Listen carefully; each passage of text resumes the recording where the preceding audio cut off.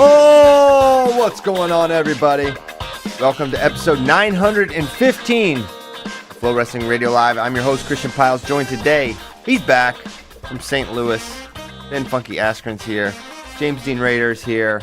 I'm here, and you're here. So that makes it a party. Ben, you were missed. How was your time away? I had a good time. We had U State last week that was really busy, really long, and then went to straight to St. Louis and hung out with some buddies and got a little bit of downtime. It was good. Okay, did you get your eyes on these new rules?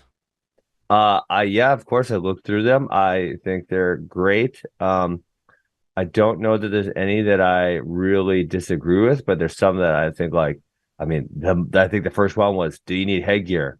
No, it should be optional. This is common sense. I don't know why it's taking us this long to figure this out. It's really easy. Yeah. Right? You guys said the same thing, hopefully? I don't care at all about headgear. Thank you.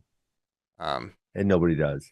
Yeah, it's not going to change my wrestling viewing experience, so I don't really think about that one. The other ones are more interesting, I would say, than really love the one. I'm going to try to find it so I don't mess it up. Okay, this one. The current rules do not mandate that the offensive advantage position wrestler must work toward earning near fall points or securing the pin. Adding this rule put an equal burden on aggressive wrestling to score points on both offensive and defensive wrestler. Yeah. I love this because I can't stand it when a guy rides for a whole period and doesn't even get a breakdown. I mean, some of these dudes are only getting mat returns and then hanging on top, and they're not even getting a breakdown in 2 minutes. And it feels like, man, you're not actually trying to do anything. You're just stalling. Yeah. Well, my big perspective yesterday was we actually need more subjectivity in officiating and less objectivity. That's the big problem. I've been trying to say this for a long time on top is if the referees just get some cojones and they just call stalling when the top man is stalling, almost all the problems will alleviate themselves. Yeah. And, the other thing is they all know what's going on, right? Right. So hopefully, I kind of am in favor. I don't know which rule I didn't like. Oh, what do you think about the weigh-in times? There was one. The wait time? Weigh-in times. I'm fine with that. Well, which one? Not changing? Because it's like I thought it said that all weigh-in times should be the same, and there should not be like different amounts of time between the weigh-in and the competition. Yeah, I like the 2-hour weigh-in for everything. What do you think about that? That was my perspective. Yeah, I'm good. 2 hour, not an hour, 90 minutes, 2 hours. They're all kind of the same to me. But yeah, I do agree that it should be systematized so that it's the same thing on everyone, every tournament, duel, whatever. It should be all the same. Yeah. I had some people reach out to me and say 1 hour is not enough in between to run a tournament in between weigh-ins. Yeah. And that's fair. Because I was saying 1 hour weigh-in across everything. It's 1 hour for duel. Why not do that for tournaments? But I guess can't do 1 hour for tournaments. It's just not practical, and it should be different across all of them. Should be the same. Yeah, not different. Okay. Yeah, a push-out rule. I don't hate it, but I don't love it. So this one's interesting right here. Let me ask you exactly what they mean by this. Implementing a mandatory stalemate call in the top-bottom offensive defensive position before calling either wrestler for stalling. I don't like that. You don't like so no. I feel as though and I actually brought this up as my own personal rule change during the season, but I feel as though in some situations a stalemate punishes the top person too much. For example, they get a breakdown, they get double legs in, and they get called for stalling, and the bottom guy gets to reset his position, and they lose all that they've worked for. I don't like that, right? But I also feel like, well, the top person earned a breakdown, and if they get called for stalling, then they shouldn't be punished as much, right? Or the bottom person shouldn't be rewarded as much by getting up back into an adequate position to escape from. Yeah. So like in that scenario, I would love to have both a stalemate and then a stalling on the bottom man because the bottom man was not able to progress his position at all.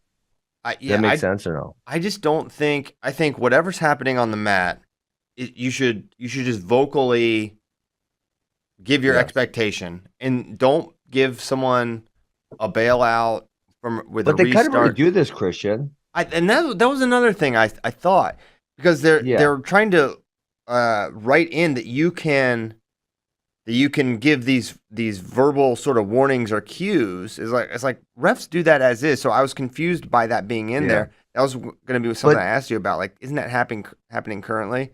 But they do currently call stalemate, and there's some situations where it does feel like I feel like a lot of times after takedowns, when if the guy who got the takedown is in maybe not a really advantageous position where they're on the legs and they're going to get a 5 count, the refs just call stalemate, right, and then put him back down, so that way the top guy doesn't get like the mandatory stalling call.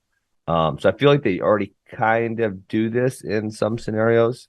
I just don't like whatever's happening. Just call what's happening. If someone's not working, if someone's broken down, if someone's not working on top. What about this? Okay, what about like the scenario I just described, right? Where and this is part of the problem here is that there is a mandatory stall rule for being on the legs, is that I get a takedown on you, right?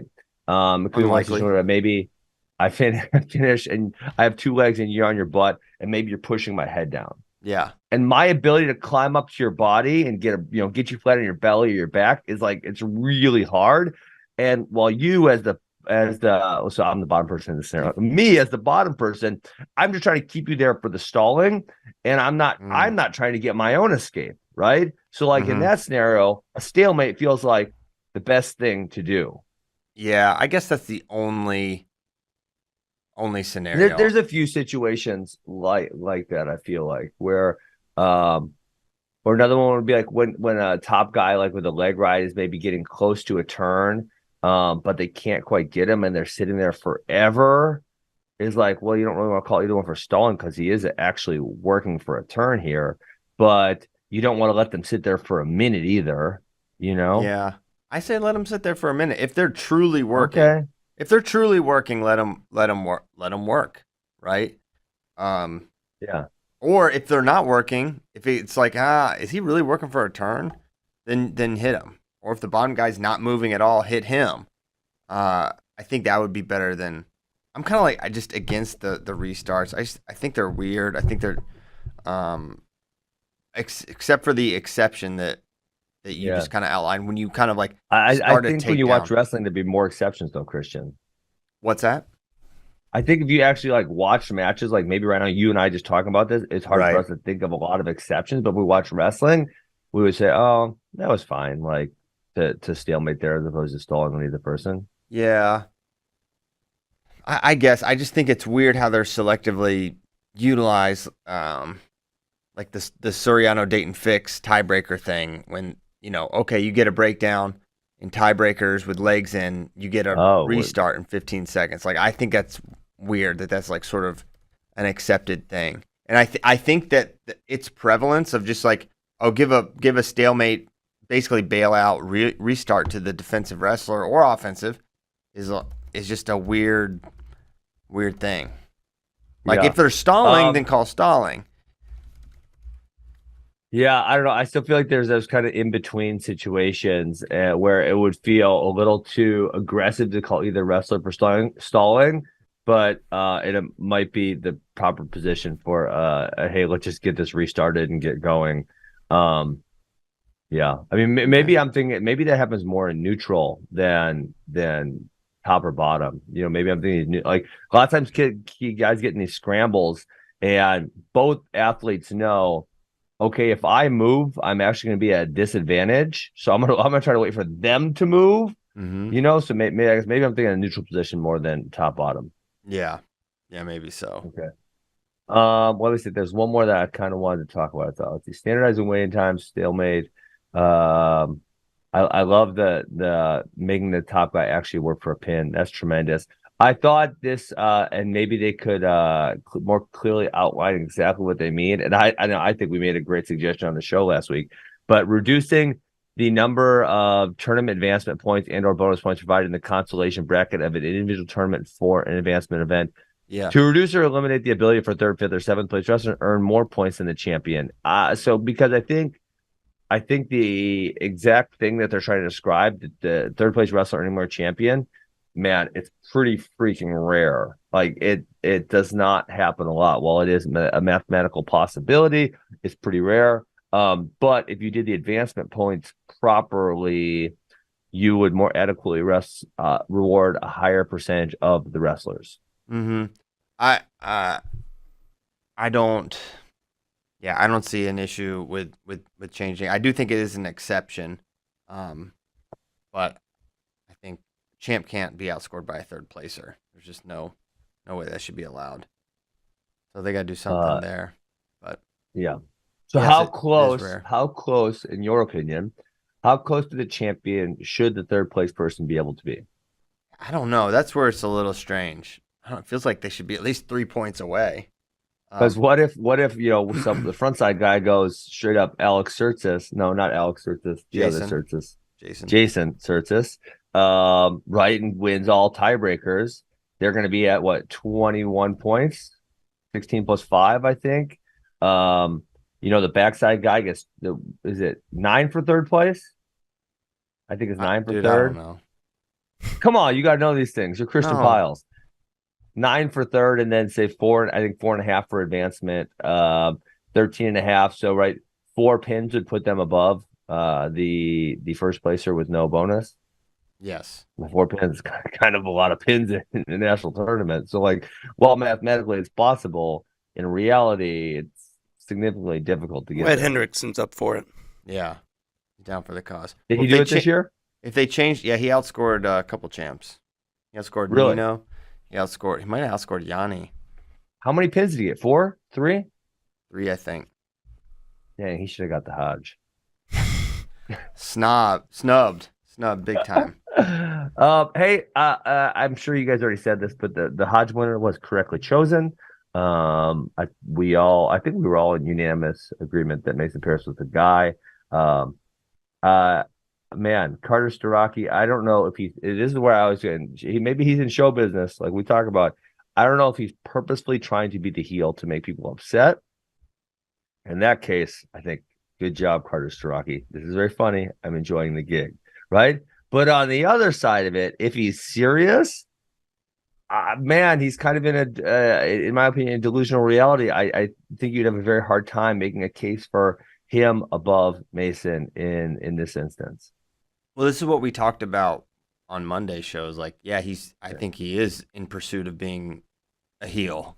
And I think if he didn't go to Penn State, I think it would be more quickly recognized, but it's just not something we're used to seeing from that team. Just they typically have a different sort of ethos, I would say. And he marches to a beat of his own drum, obviously. Yeah, I think I do think it's more gimmick than anything, but maybe not. I mean, although I will say, if Carter Starocci genuinely believes that he should have won the Hodge, I wouldn't be surprised with that either. I mean, obviously you all your best guys, you probably have the expectation that they are, in fact, pretty confident, and I don't know, maybe full of themselves is the right word, man. That's too strong, right? But confident in their own abilities. But for something like the Hodge, it's like, hey, you sit down and you look at the numbers. What do the numbers say? Who are your opponents? And Mason gets them in almost every category. Yes. So, I feel like if he's thinking logically and he actually sits down and looks at it, it's like, well, damn, he kind of got me. Maybe I should have beat Nelson Brands more than 2-1. Yeah, that could have helped. Right? Certainly. Yeah. All right. But here we are talking about him. Here we are. So maybe that's what he wants, right? Showbiz, baby. Showbiz 101. All right. Let's get to some other stuff. So we just don't redo the entire weeks of show. HS Aroga quits wrestling. We've kind of known about this for a little bit. Just burn out. A quote, burn out from the sport. Tired of it. Disappointing. Obviously, if you like watching good wrestling, he was good. He would have been fun guy in college to watch as well. It's a big hit for Iowa, who's certainly, now what is their long-term 133 plan? I don't know. They're going to be in trouble there. So it would have worked seamlessly with Nate. Comes in this year, red shirts, Teskey's last year. Teskey out, Jesseroga in. Him and Drake run it for a couple of years back to back. Would have been fun to watch. Now they're out, and disappointing for sure. Yeah, I actually read through the article yesterday that they put up there. I mean, and listen, teenage kids are genuinely not super good at giving really eloquent answers to questions. But I kind of thought he just said, like, I didn't like it anymore. And, he could have, I felt like he could have really, like, dove deeper into his mind about, like, hey, well, what exactly was it? Was there an event? Was there just something that made you click where, oh, actually, like, I don't want to do it? Like, what was it? And like, I think as you get older, important points in your life, you're able to reflect more strongly on as why you did or did not like something. And because this is like, it's such a big life decision, because this is something like he probably did almost every single day. Like, you're waking up and you're doing it almost every single day. And I know he talked about the concussion a little bit. That's what it sounded like he hated. That's what he didn't like. He's like, I literally had to do this every single day. Yeah. And so, I mean, I don't know, did he say it in those exact words? Because obviously there was the concussion and he stopped training, and then he's kind of like didn't want to go back type of thing. But a lot of kids have injuries and keep wrestling after their injury, obviously, right? Yeah. I don't. So, based on what I've heard, I think it's a little more complicated than that. Sure. Yeah, that's okay. It. Well, if you want to leave it at that, we can leave it at that. But yeah, I mean, I would have liked him to. Well, you're the one that talks about this stuff more than me. Kids and the attrition, attrition rate with youth wrestling. We haven't seen this. When's the last time we saw a high level recruit just not? They flame out in college. Usually they wait till their first year of college and they party their ass off and go home. And then it's like, oh wait, what happened to that guy? And then, I can't recall a kid getting burnt out before he even got to college. It's pretty rare that it's his senior. It's pretty rare that happens in a senior in high school. But yeah, I mean, to your point, a lot of these kids who are pushed too hard, whether by their parents or their club coaches, they wait until that first year of college, right? They're good. They go to college, and then they don't have anyone who's making them do certain things because they live on their own and they have freedom for the first time in their life. Mm-hmm. And they go party super hard and do whatever the hell they want and decide to quit. But yeah, usually it's that first year in college because that's where their freedom really comes. Mm-hmm. Mm-hmm. So yeah, it's a rare one. Yeah, and he didn't even do his senior year, right? So he had one less year. Like he finished his high school career. He did Who's Number One, and that was the last we saw him wrestle. Yes. Mm-hmm. Plan on going into the armed forces, which is very admirable. That's cool. Going into the Navy. That's one that, to me, that says, well, he doesn't not like hard work, because I believe he even said something about special forces. So it's like, well, you kind of like doing really hard things if you want to go to special forces.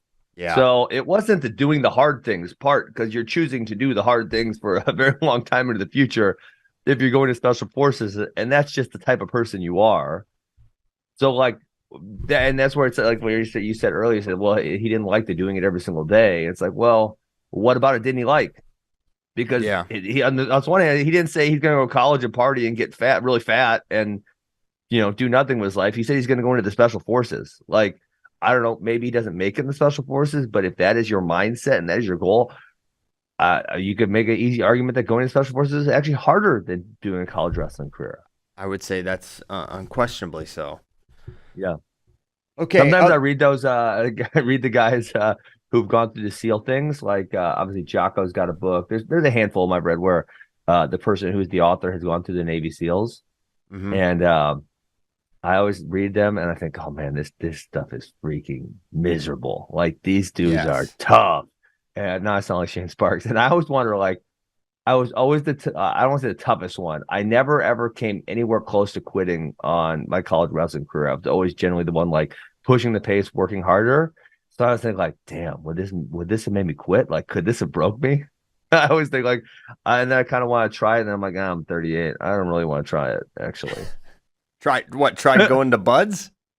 Yeah, I mean, but try something yeah, obviously I'm not going to commit my life to be a Navy SEAL at this point, right? But like, just like go there for 2 weeks and see how freaking hard it is. Yeah. I mean, obviously it's not even a realistic thing. Like, you can't just sign up for 2 weeks and go try.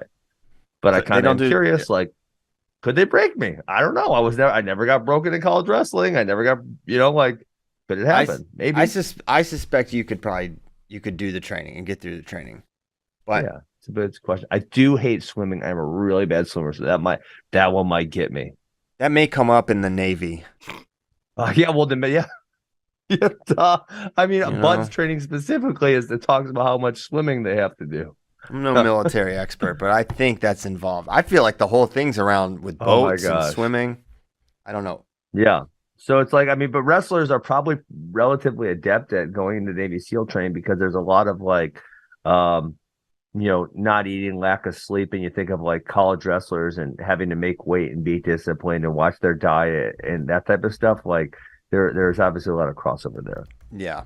For sure. So it's obviously not the hard things that made Nate Chisroga quit, because Nate Chisroga apparently really likes hard things if he's talking about going into special forces. So I would like, maybe, and who knows, maybe in a few years he'll reflect back more and we'll hear about it. Yeah. Yeah. That would be interesting to hear. Portal power. We got oh baby, 2 lightweights in the portal, Chris Cannon, All-American, and Jordan Decatur. Who may be Jordan Decatur? I didn't see that one. Read the doc, bro. Read the doc. Okay, he's in there. So Cannon's a big one. Obviously, Decatur more of a Space Mountain type of experience, as we've come to know. Ups and downs. You're not sure what's going to happen. He actually won his wrestle off against D'Amelio, who went on to place after he had his own Space Mountain season. It was very Space Mountain. And the Cannon thing prompted a conversation at the office about how many wrestlers either transferred out of or decommitted from Northwestern, and thinking about the teams they could have had, just with if people who said they were going there or went there just stayed there. Yeah. So we're going back through it. It's like, can I ask you a question though about this? Because I heard yesterday, I started asking questions about this one. I heard that Cologne is no longer at Northwestern. Has that been announced? Because I have not seen that be announced. I haven't heard that announced, but I had heard someone told me that's why Cannon's gone. Okay. Yeah, I had heard something happened with him, but that was all I heard. Okay. That was what I heard yesterday, because I started asking questions, and they said Cologne and Cannon were very close, and that's why Cannon is choosing to leave. Yeah. So that sounds about right. Okay. But anyway, what I was saying, when you look at since like basically 2014, the departures and decommitments from Northwestern, you've got Micic, you've got Sebastian Rivera left, you had Tony Cassiope and Michael Beard both committed there, you had Nick Renan committed there, left. Who else? It's quite a list of Cassiope. Did you say him? Mm-hmm. I did. Yeah. So yeah, lots of good guys, but have a hard time keeping them there or keeping them committed. But still a quality program. Oh, Johnny Sebastian was one. Ooh. Big recruit. But yeah, a lot of people leave. So I'm certain a lot of people would be vying for Chris Cannon's services at 133 for a year. I'm not sure where he'd fit well at Michigan, with Ragusin looking to redshirt, likely redshirting. I know where he fits really well. Yeah, I know. You can say it, Christian. Yeah, Penn State. Columbia, Missouri. Duh. Missouri? What are you making that face for? Oh, you think he's gonna go there? I don't know. He fits well. Don't you have Zeke Seltzer? Connor Brown graduates. Zeke Seltzer is going to be a freshman this year. He had a relatively good redshirt year, but I don't know. I think if you have the ability to bring in an All-American who has 1 year left, you say, hey Zeke, well, if you can beat this guy, you're in the lineup, and if you can't, you get to get better for a year with a good guy in front of you. There you go. Yeah, I mean, I think that would be a very good fit for him as well. My guess would be Michigan, but I don't know. I thought you were gonna say Penn State. No, Columbia is beautiful this time of year. Yeah, but fortunately, that's not during wrestling season. Well, I bet it's more beautiful than Chicago. Oh, it's definitely Chicago's awful in the winters, just like Wisconsin. Yes, and Columbia, you get very mild winters. Michigan has terrible winters, also. Penn State most likely as well. So, Chris Cannon, I know you probably want something a little warmer. Drop down there to Missouri, check it out. Check it out. Yeah, that'd be good. They've got 5 All-Americans returning at Missouri. Oh yeah, that's a lot. Good team next year. Yeah, and could they possibly get some help from another AWA person? There's a potential of that. There's a potential. Is there anything happening there? Is he going on visits? That person, I believe he's at Ohio State this weekend. Okay. That would be a good place too. I think Ohio State this weekend. I think he's going to Mizzou during the week next week, and then maybe Penn State after that. Dang. I'm not 100% on that. I would have to confirm that schedule. We were watching Funky 2.0, and there's like some B-roll of Keegan training with Mitchell, and Caleb goes, "Is that Ben's brother Max?" Because Mitchell looks like he was. I was like, no, because he knows I've talked about Max, but I don't think he's ever seen him wrestle or anything.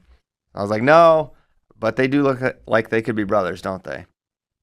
We cut his hair, so no more curly hair. Oh, really? It's pretty short. Okay.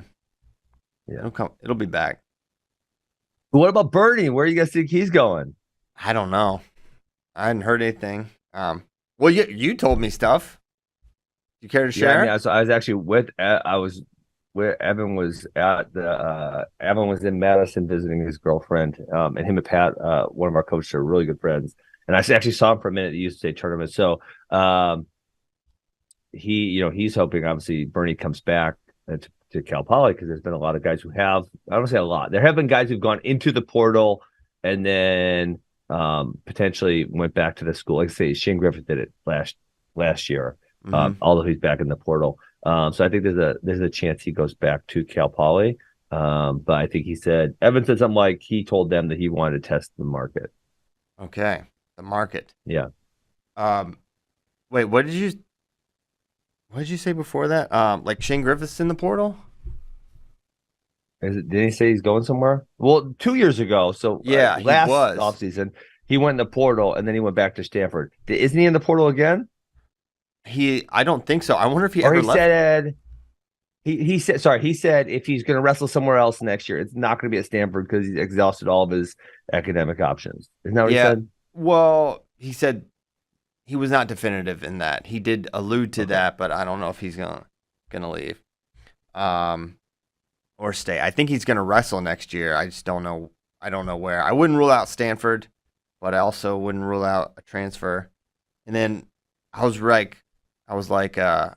thinking about him transferring, and then I'm like, well, he's not even in the portal right now. And then I remembered Real Woods wasn't in the portal, and then went in and was at Iowa or committed to Iowa, like basically almost overlapping time. So these things can happen in the background, and then poof, they're somewhere else. So who knows? Yeah, that's definitely something that could happen. Okay, let's go to what is this? Decatur's probably going. His brother's at a D2 or D3 college. What are the chances that he goes there? I bet he ends up D1. Okay. Yeah, that would definitely surprise me.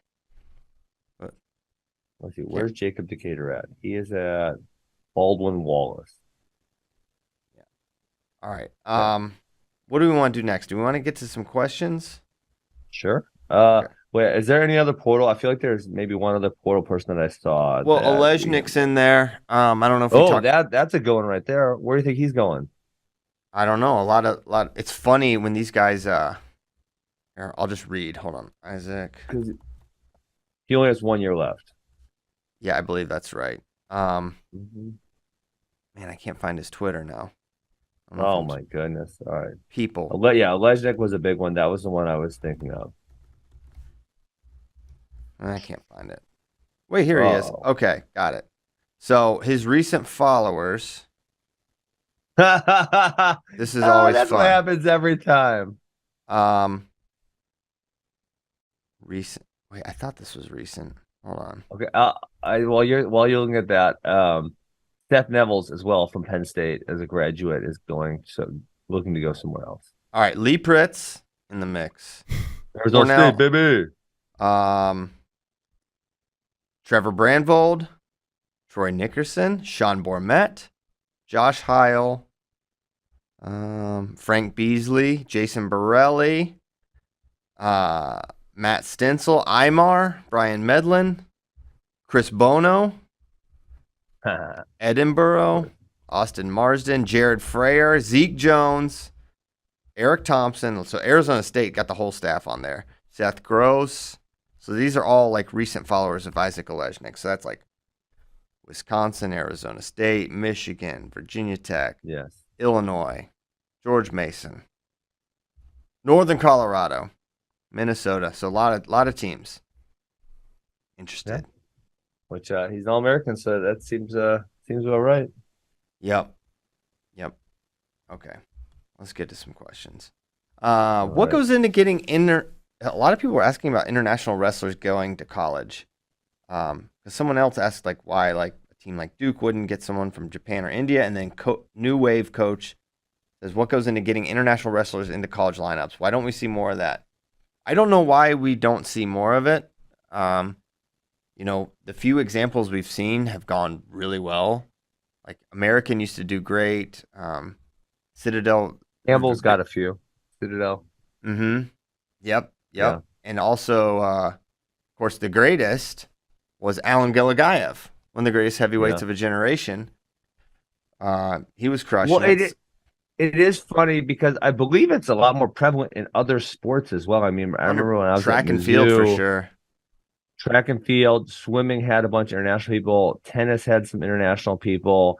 So it seems like it's significantly more prevalent. I don't know if college coaches just think like getting over that top bottom hurdle is going to be too big, or I don't know exactly what they're thinking, but yeah, it would seem, especially maybe for some non top tier programs, that you could go have a field day because no one else is recruiting internationally. So go try to get some dudes in.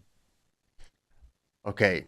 I wish we would see more of it. Get some of these guys with good freestyle pedigrees to come over and give it a shot. Yeah.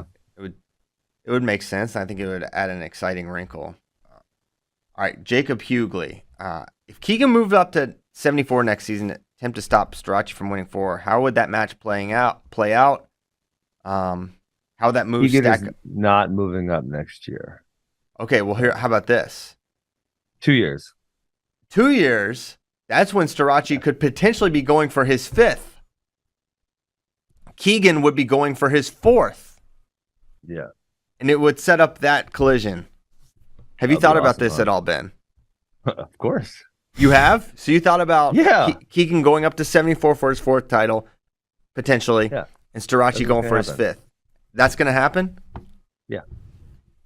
Oh, boy. I know. It's crazy, that's almost too juicy. Why haven't we talked about it? Does that have to be a secret? Do I have to ask everything? Secret. Peyton Mako's a senior next year at 174, so Keegan is going to stay down for another year, and then I believe Keegan plans on going up his last year, and I don't know. Hopefully, Carter stays around. Wow. Yeah. Is Keegan big? He gets a little bit bigger in the summers now. I mean, obviously, like when he went to college, so he's his 3rd year. Went to college, he was small because he was still a 57-pounder, and then he's gotten a little bigger every year. Keegan versus Starocci, 5 versus 4. That is just, it's almost too juicy. It's almost too good. It's almost too good. What if it happens? I mean, a lot has to happen for that to. What, could we see it? Yeah. This year, internationally, freestyle. No. Because Carter's going to go 79. Okay, Keegan's up in the air on 74. So he may go up for freestyle as well? No, I mean he may wrestle 74 kilograms at the Open. But he may not wrestle at all, or he may wrestle 79. And maybe U23s. He's not certain yet. Okay. Lots of uncertainty surrounding this discussion. Most of it I am certain he's not going 174 next year because Peyton is there. And then the year after that, I'm pretty sure his plan at this point is to go up at that time. So if Carter's still there, they're going to wrestle. But I've also heard Carter might go up to 84, which would also ruin that. It would. Yeah. Man.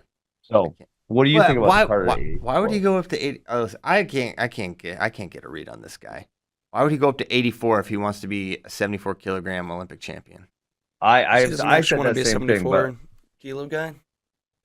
Well, because Aaron Brooks allegedly is going to be an 86, because Aaron Brooks surely is not going up to 213, right?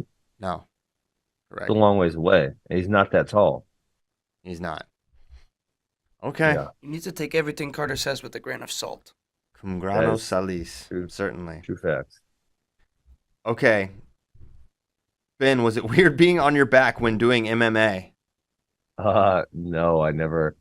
I don't know. I never saw any issue with this. This is like people in the freestyle and folk style thing. I mean, maybe for beginners, they're strange, but like I can literally wrestle freestyle and folk style on the same day and have no issue with anything. I will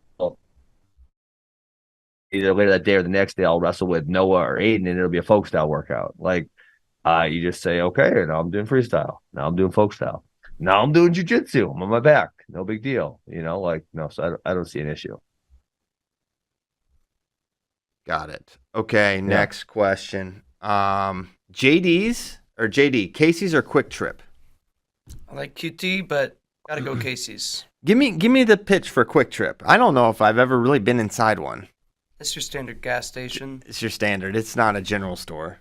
Good well, so hold on. There's a question here though. Is it the QT Quick Trip of Missouri, or is it the KT of Wisconsin? Because there's multiple. There's the the KWIK because they can't spell up there. Yep. I think Quick Trip in Missouri is QUIK. There is no C, so they are also spelling it wrong. In fact, yes. Oh, that's true. No one can spell the word quick. The thing is, I think they wouldn't have been the same. So I'm surprised when I made Pennsylvania people saying like Sheets or what's the other one out there? Wawa. That's the Wawa. Yeah, Wawa. But Casey's is, I feel like, went in through this like recent rebrand where they're becoming more like those other places. Back in the day, they just had some delicious pizza and they were a rinky-dink gas station.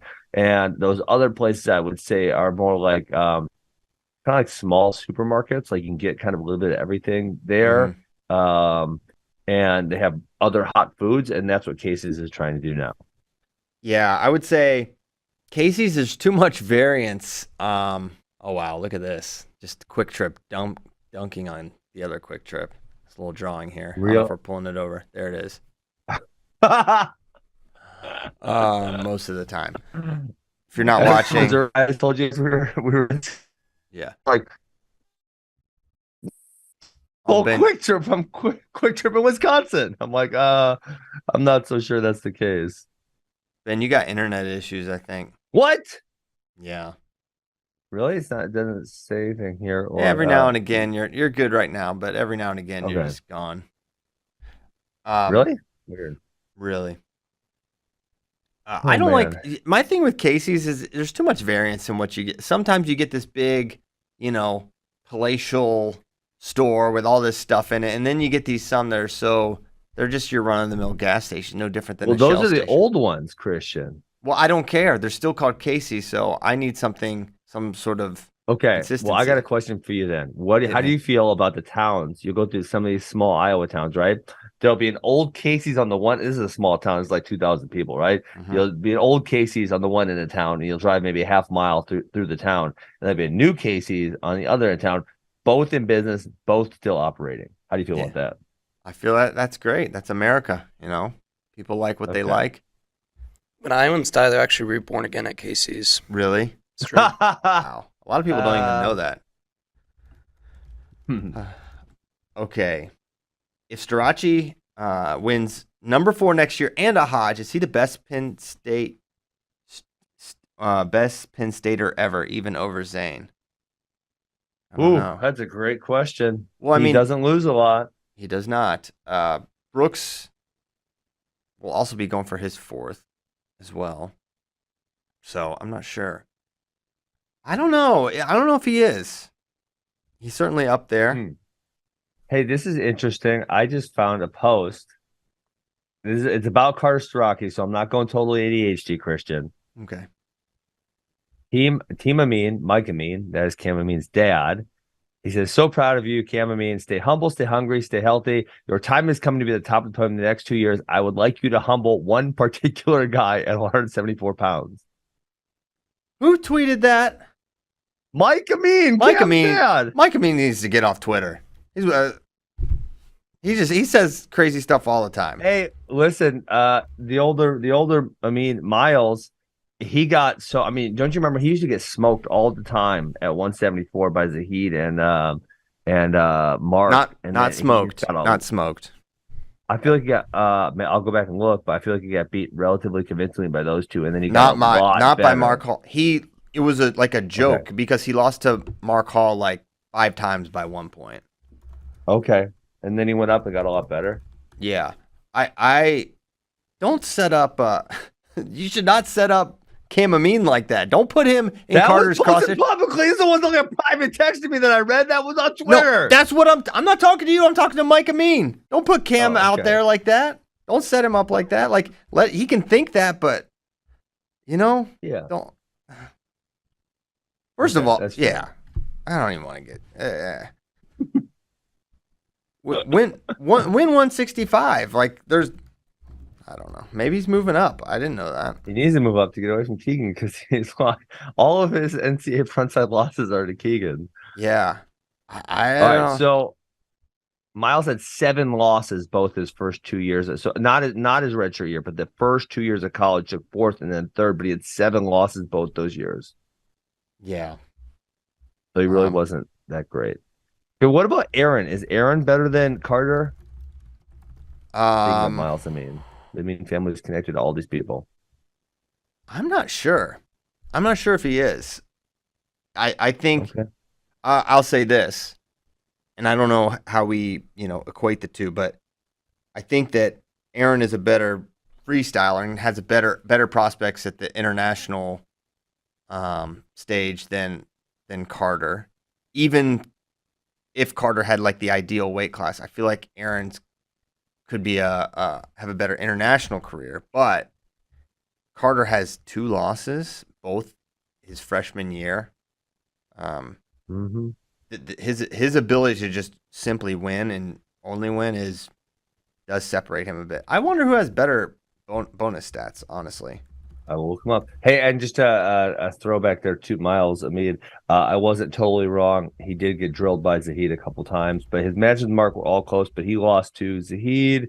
He lost 15-5. 14-8 and 15-5. Yeah, I was taking exception with the Mark Hall where he lost by 1 point, right. 1 point, 1 point, 1 point, and 1 point. He lost to him 5 times by 1 point. Then beat him at the Illinois Matman Open. Yeah. The other thing with Aaron Brooks is he did wrestle in that 2020 season where you think he would have won. There's a definite chance he would have won, but there's also a chance he would not have won. Yes. Yeah. He did not. Aaron only 43% bonus first year, then 50, 63, then 66. I bet Carter's gonna be a little bit higher, but probably not a ton higher. So career 50% bonus for Aaron Brooks in 80 matches. Carter 52 for Carter. So Carter is more dominant. It's funny because actually Carter's redshirt year is 52.6. So that doesn't really throw off the average because his average total is 52.4. So that one being really the same. So Carter's 25, 56, 66. Yes. So he's getting more dominant. Yeah. So yeah, I would say right now Carter. It'd be interesting to stack up their wins, like who has the best overall wins in their career. Miles, it's probably got to be Aaron because you got Miles, you got Parker, Hidley. Multiple Parker, multiple Hidley, multiple Amin. Yeah.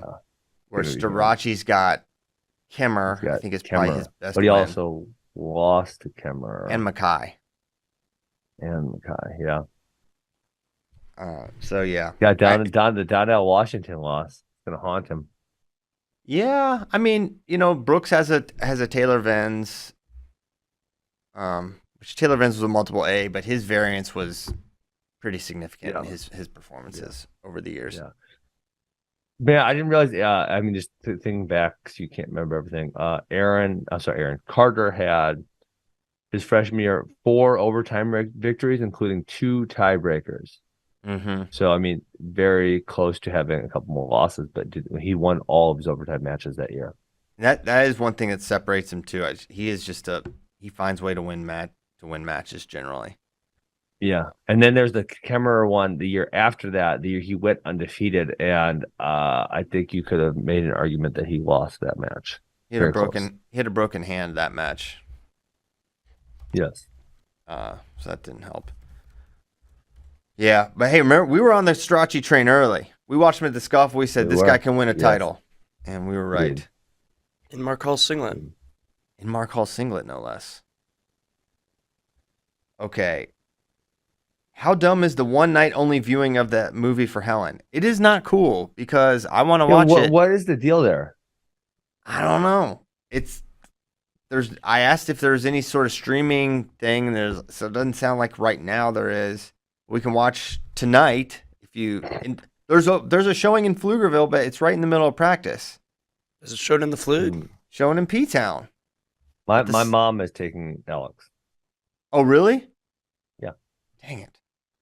Maybe we should skip her. I just don't want to sit I mean, I'm just annoyed. I have to assume. So what is the deal? Because my mom was asking me why I was only showing one night. I have no freaking idea. It's really weird. One night only. Is it maybe they're going to see how it goes and then maybe put it out there more permanently, or does it cost money to put it in the theaters? Like, what's the deal here? I mean, it's not going to go, it's a wrestling documentary. So it's not going to I don't know. I hope it ends up streaming somewhere at some point because I want to watch it. I'm not going to be able to watch it. That annoys me because it looks really, really good. So if you're not like me, try to find it. It's playing in a lot of theaters. Yeah. Okay. Other questions. How many world titles would David Taylor have if he started at 86 instead of cutting like crazy to stay at 74? He was not big enough for 86 right out the gate. Not out the chute. Then again, like in 2014, who was our 86 rep? It was Ed. I don't know if he's beating Ed. He beat Ed. Didn't he beat Ed the following year? He beat him the next year. After Ed left Penn State, which I think is notable. Maybe. I say no. I say he had to grow. It took time. He didn't beat Jaden or Kyle in 2016 or 17. Like, I don't know that he could have got there earlier. Yeah, if the question is in 2016, if he had started at 86 right at 2014, would he have been ready to beat Jaden then? Like, I'm not sure. Yeah. It's possible though. Maybe. But I think the timing was great. I think it all worked out. A better question here would be if there was a 79, because that would have been a mid step for him. Yeah, where he could have went 79 for a couple of years and then went up to 86. Yes, that is a good question. So if he had been able to go 79 right away, he's probably close to making the team. His senior year at 79. I think he makes it probably right away because the only way he doesn't is if Dake goes there, then maybe he doesn't. But other than that, I think he makes it. Yeah.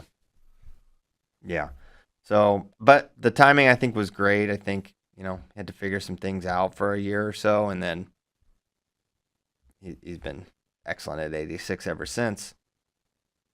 Yeah. Okay. So we were talking about best non-championship seasons ever, and how. Who did we say had one this year? David Carr. Oh, David Carr, one of the best non-championship seasons ever. Yeah. And so Jeff Johnson said, in regards to the best non-championship season, how about Metcalf 09? Tech Caldwell at the All-Star. 149 was still a great weight. Not as good as 08, but still very good. And he dominated all the way to the finals. I mean, he was the Hodge that year. No question about it. He was all he had to do was win that match, and he went back-to-back Hodge seasons. Herbert ended up winning after Brent lost, but he was not close to, matching Brent's stats at that point. Yeah. So if you take a Hodge, if you have the Hodge season up until the NCAA finals, which say what you want about David Carr's season, he probably wasn't, even if he won that match, he probably wasn't win the Hodge. Although I think he should have got considerable consideration. Yeah, I think the Metcalf 09 one definitely is up there. Really, you're looking for a great season. I wonder how Hendrick's season when he lost to Mark Perry looked. I bet it was pretty good, and I bet it had wins over Mark Perry during it. But that was so long ago. I think Ben was in that NCAA finals. What were some other good ones? Another one. He just come up. Sebastian Rivera, the year he beat Spencer twice and took third. He lost to Jack Mueller at NCAAs and Micic in the duel. Those were his 2 losses on the year. But that's when he bumped up to Micic that year. Yes. So that sort of doesn't count. I think you got to go to maybe exclusively one-loss people. I do too. And maybe even one loss. Well, how about Micic, sorry, Rivera. You need to lose to the champ, I think. Yeah, one loss where you win the title, right? So you took an L during the season, almost an Aaron Brooks this year. No, the question is best non-champion seasons. Oh, I don't know why I was thinking best non-Hodge season. No, best non-champion. Right, best non-champion. Like David Carr beat Keegan twice this year. Beat Shane Griffith. Yep. And I said that's probably number 1. I don't think you're going to find another season where a guy beat a guy. Keegan will go down as probably an all-timer, in that realm if he wins 4. And he beat him twice that year. I got one. I can't believe Christian didn't come up with this. Hit me. Zane's freshman year. It's up there, but he had 3 losses. If he would have beat who's it, Mitchell Port? If he would have beat Mitchell Port, his only losses would be to 4-time champion Logan Stieber. Yes. So Johnny he beat him that year. Johnny Hendricks was here. Let's look at this. He was 34-1. His only loss was to Mark Perry in the finals. He beat him a couple times for sure. He had 7 falls that year, but it doesn't have any other bonus statistics. He was not a great bonuser. I will tell you this. But going into that year, he was, he had a loss in 2006. Did you know that? Who was it to? Probably one of those years he lost to Letters. I don't know if it was that year. Yeah, it was that year. One of those years he had a really strange loss too. Who was it? I don't remember. Nor I. What'd you? Yeah. But yeah, Hendricks was he was a huge figure that season. Yeah. So his Well, how about what about RBY this year? Well, we were talking about possible Hodge for him, and he only had 1 loss. Yeah. It's not in the same stratosphere where he beat. But the wins weren't. If he would have beat Dayton in the semis, then maybe. Yeah. Sure. Or if he had beaten 133 wasn't as strong. Year. What was his best win this year? He had better other regular seasons. McGee. He had guys like DeSanto. His best win was McGee. There. Yeah. Yeah, I don't know. I don't think it's up there, personally. Very good season, for sure, but... Yeah. Okay. Let me see. Other questions. Did Marinelli ever have an undefeated year with a win over Chenzo going into NCAAs? No. Don't feel like that's the case. I'll look it up. But he was undefeated going into... Why is this not coming up? I'm looking now. He was undefeated going into Big Tens a few times. No, he never had the NCAAs to say. He was 20-1 in 2020. Yeah, he had the dual loss to Chenzo, and then he beat him at Big Tens. Yeah. And then, okay, let's look at this. He was undefeated going into NCAAs in 2019. But took 2 losses But then lost to Mackay and Chance. Yeah. So, yeah, he was on a good pace. And he had a win over Chenzo, of course. Big Tens at Minnesota. Yeah, that's definitely up there as well. All right. I don't have anything else. What else do you guys got? I got nothing. Oh, I Do we got got any one. wrestling going I on this got one. weekend? Elite Eight duels. It's And probably the big one. Folk Style Nationals, right? Is that this weekend? Is it? Are you Yes, going to that, is. Ben?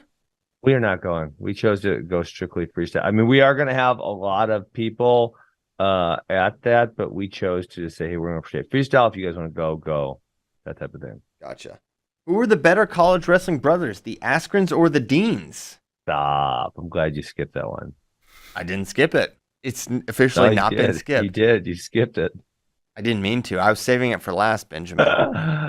Let's go to this one. Do you think you can start a low-budget wrestling league with RTC and make enough money to keep running while the challenge? What are the challenges with that? And tell Ben Gene Mills has the pin record, which we're gonna ignore that second part. I think there could. I loved when FloWrestling did the what was the event you guys did? RTC Cup. It was tremendous. The yes, RTC I Cup. loved that one. I think you guys should do it again. Christian, can you guys do that again? No.